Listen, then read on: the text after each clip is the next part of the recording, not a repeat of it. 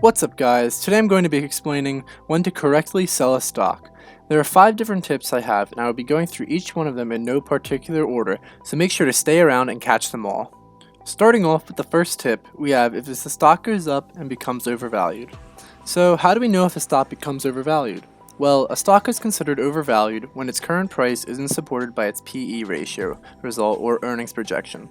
For example, if a company's stock price is 50 times earnings, it's likely overvalued compared to a company that's trading for 10 times earnings. Now, you wouldn't want to sell just based on this, as you have to do a lot more digging into things such as the company's annual report, 10Ks, 10Qs, their balance sheet, and income statements. The second tip I have is to whenever you buy a stock to think in your mind at what price would I sell this if it went up a certain amount in a certain amount of time. So for example, if I bought stock A thinking about if it goes up 20% in the first month that I would sell it and take my profits. This all goes without saying that it depends on what type of investing you're doing and the company you invested in. If you believe that company A has an enormous future ahead of it with a lot of profits and it goes up that 20% in the first month, then by all means, keep it as you will believe that the stock will go up 50, 100, or 200%. It all just depends on what you feel and what you're comfortable with, and that's what makes the stock market so great. On to the third tip, which is there is a better stock in the market to put your money into.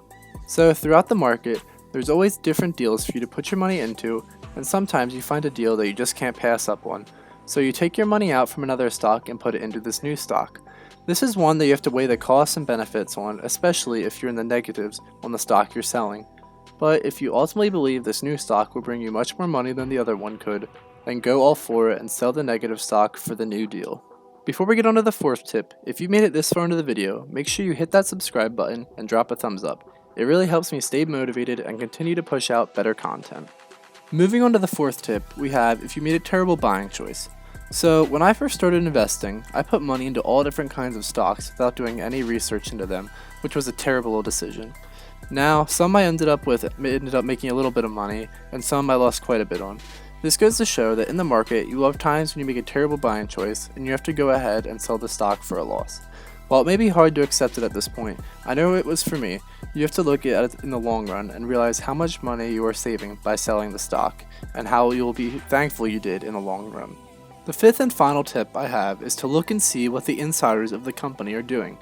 By insiders, I mean the CEO, COO, CIO, and others with a significant part in the company.